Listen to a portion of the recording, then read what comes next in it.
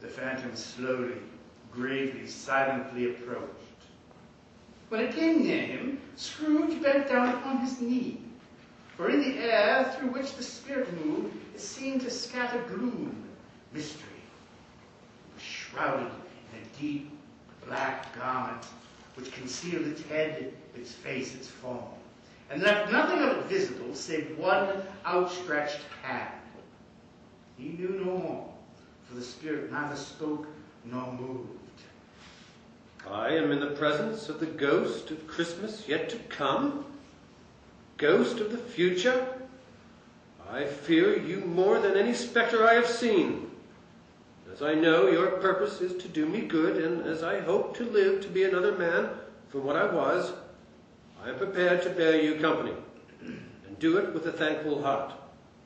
Will you not speak to me? It gave him no reply. The hand was pointed straight before them.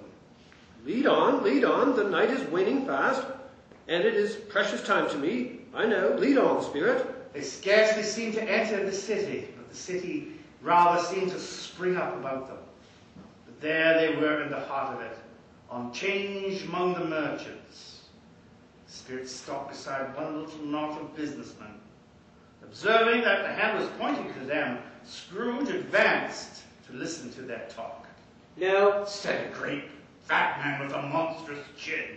I don't know much about it either way. I only know he's dead.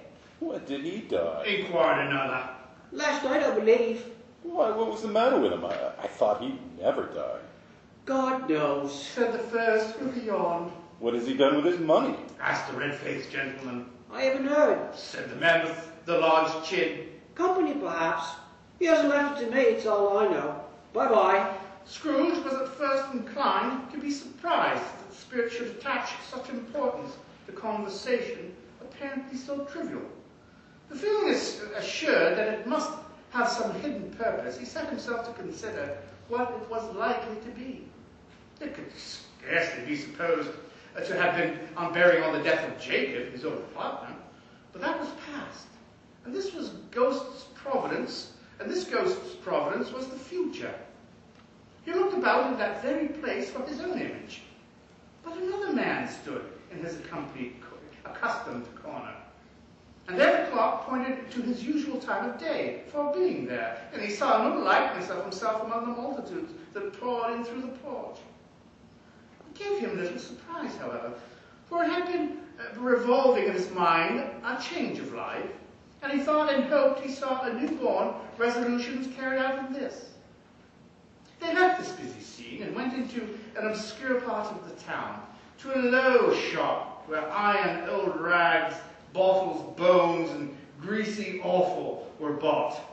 A grey-haired rascal of great age sat smoking his pipe. Scrooge and the phantom came into the presence of this man, just as a woman with the heavy bundles slunk into the shop. She had scarcely entered when another woman, similarly laden, came in too. She was closely followed by a man in faded black. After a period of blank astonishment, in which the old man with the pipe had joined them, they all three burst into a laugh. "Let the charwoman alone to be the first," cried she who had entered first. "Let the laundress alone to be the second. Let the undertaker's man alone to be the third. Look here, old Joe, here's a chance. Haven't we all three met here without meaning it?" You couldn't have met in a better place. You were made free of it long ago, you know. And the other two ain't strangers. What have you got to sell? What have you got to sell? "Half a minute's patience, Joe, and you shall see." "What odds then? What odds, Mrs. Dilbert?" said the woman. "Every person has a right to take care of themselves. He always did. Who's the worse for the loss of a few things like these? Not a dead man, I suppose." Mrs. Dilbert, whose manner was remarkable for general propitiation, said, "No, indeed, madam." "If he wanted to keep him after he was dead, a wicked old screw, why wasn't he natural in his lifetime? If he had been, he'd have had somebody to look after him when he was struck with death, instead of lying gasping out his last there alone by himself." "It's the truest word that were ever spoke. It's a judgment on him." "I wish it were a little heavier judgment. and it should have been, you may depend upon it, if I could have laid my hands on anything else. Open that bundle, old Joe, and let me know the value of it. Speak out plain. I'm not afraid to be the first, nor afraid for them to see it. Joe went down on his knees for greater convenience of opening the bundle, and dragged out a large and heavy roll of dark stuff. What do you call this? Bed curtains. Bed curtains. Don't drop oil upon the blankets now. His blankets? Who else do you think? He ain't likely to take cold without 'em, I dare say. You may look through that shirt till your eyes ache, but you won't find a hole in it, nor a threadbare place. It's the best he had, and a fine one too. They'd have wasted it by dressing him up in it if it hadn't been for me. Scrooge listened to this dialogue in horror. Spirit, I see. The case of this unhappy man might be my own. My life tends that way now. Merciful heaven, what is this? The scene had changed. Now he almost touched the bare, uncurtained bed. Pale light, rising from the outer air, fell straight upon this bed, and on it, unwatched, unkempt, uncared for, was the body of this plundered unknown man. Spirit, let me see some tenderness connected with a death, or this dark chamber, Spirit, will be forever present to me. The ghost conducted him to poor Bob Cratchit's house, the dwelling he had visited before, and found the mother and the children seated round the fire. Quiet, very quiet. The noisy little Cratchits were as still as statues in one corner, and sat looking up at Peter, who had a book before him. Mother and her daughters were engaged in needlework, but surely they were very quiet. And he took the child and set him in the midst of them. Where had Scrooge heard these words? He had not dreamed them. The boy must have read them out as he and the Spirit crossed the threshold. Why did he not go on?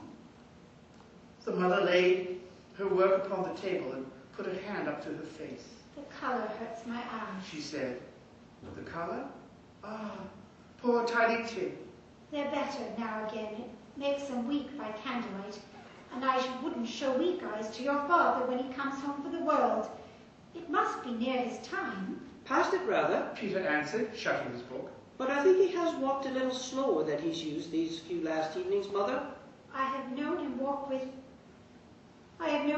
Tiny Tim upon his shoulder very fast indeed. But so have I. Cried Peter. Often. And so have I. Exclaimed another. So had all. But he was very light to carry, and his father loved him so that it was not trouble. No trouble. And there is your father at the door. She hurried out to meet him. The little Bob and his comforter, he had need of it, poor fellow, came in. His tea was ready for him on the hob.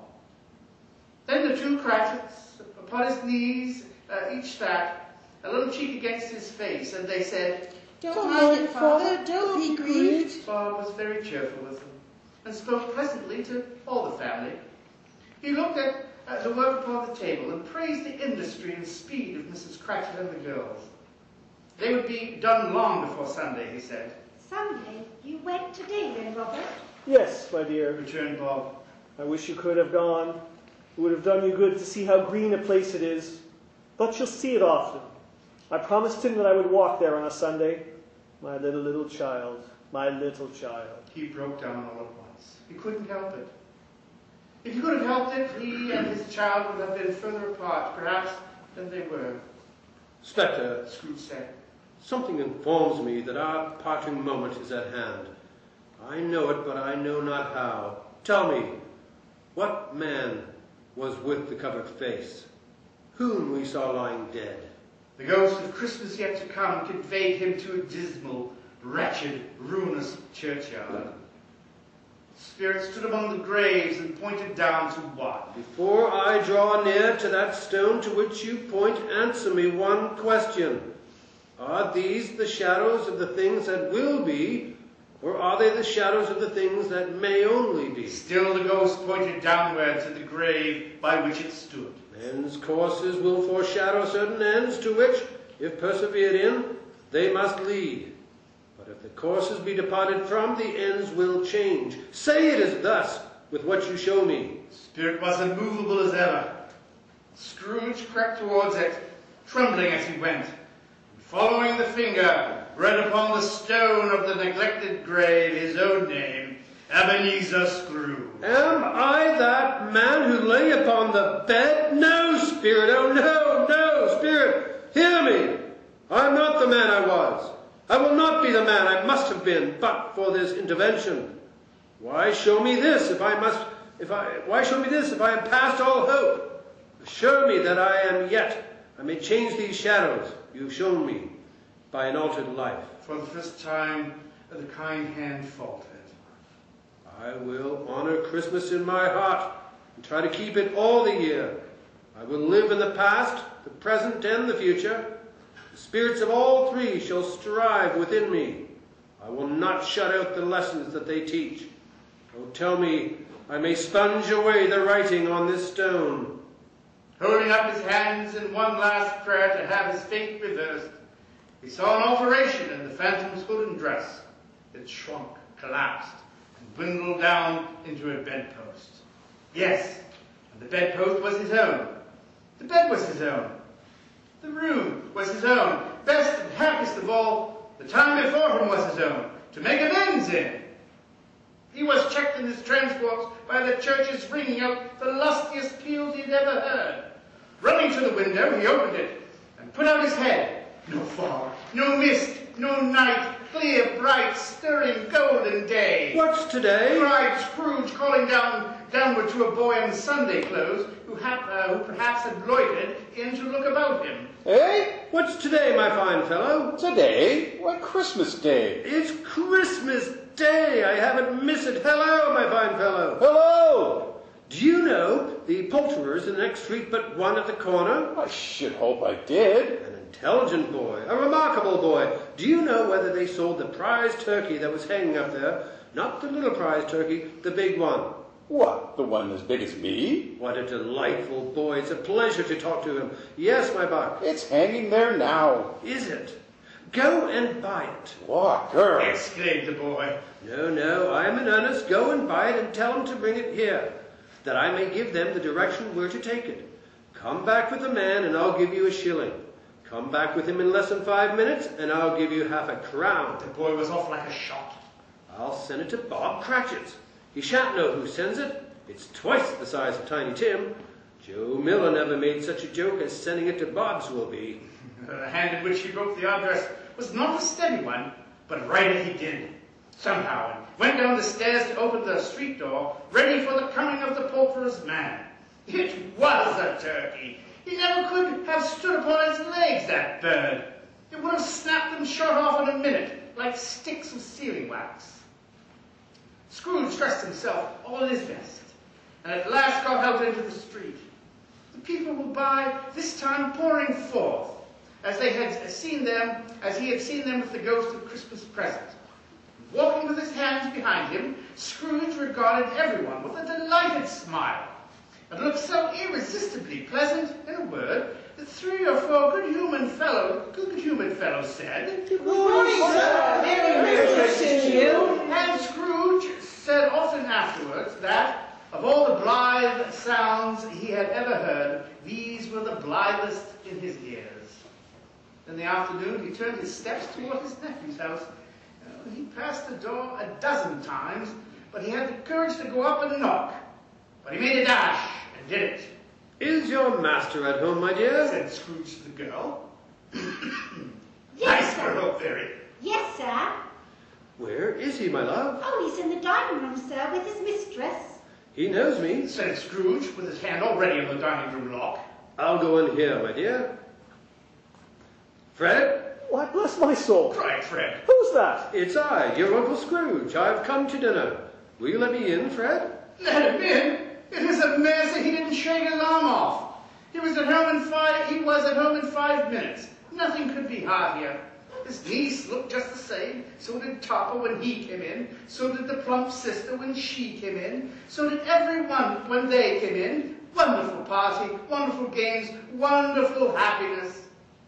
But he was early at the office the next morning. Oh, he was early there. If he could only be there first and catch Bob Cratchit coming late. That was the thing he had set upon his heart. And he did it. The clock struck 9. No Bob. A quarter past. No Bob. Bob was a full 18 minutes and a half behind his time. Scrooge sat with his door wide open that he might see him come into the tank. Bob's hat was off. Before he opened the door, his comforter too. He was on a stool in a jiffy, driving away with his pen as if he were trying to overtake 9 o'clock. Hello? Growled Scrooge in his accustomed voice, as near as he could feign it. What do you mean, coming here at this time of day? I'm very sorry, sir. I am behind my time. You are? Yes, I think you are. Step this way, if you please. It's only once a year, sir. It shall not be repeated. I was making rather merry yesterday, sir. Now, I'll tell you what, my friend. I'm not going to stand for this sort of thing any longer.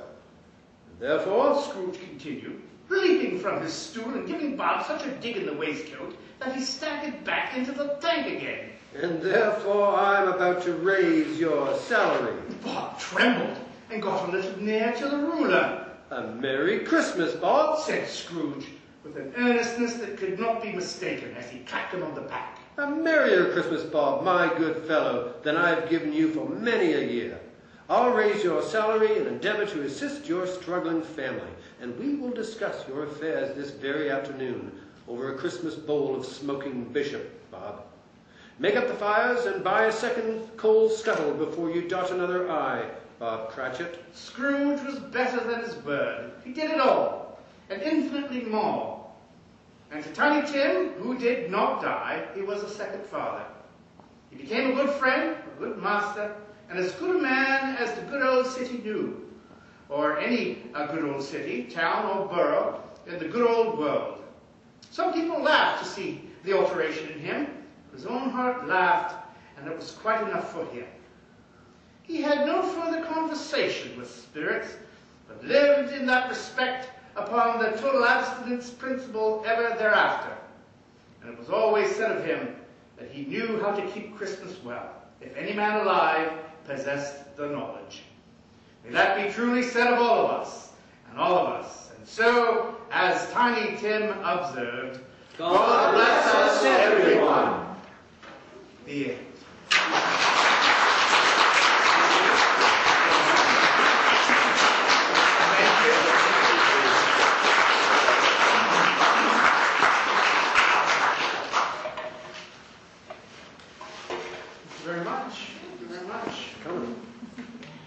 Introduce yourselves down the line. All right, I'm Sean Ryan, Scrooge. Penny McKay, various. Michael Meehan. Kevin Hazard, many people. John Luciani, I have some kind of thing going on in my head. And Margaret Brown.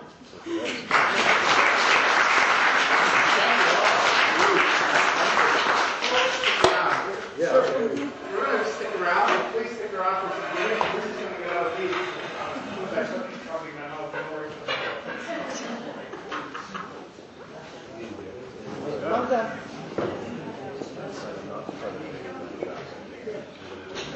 You do.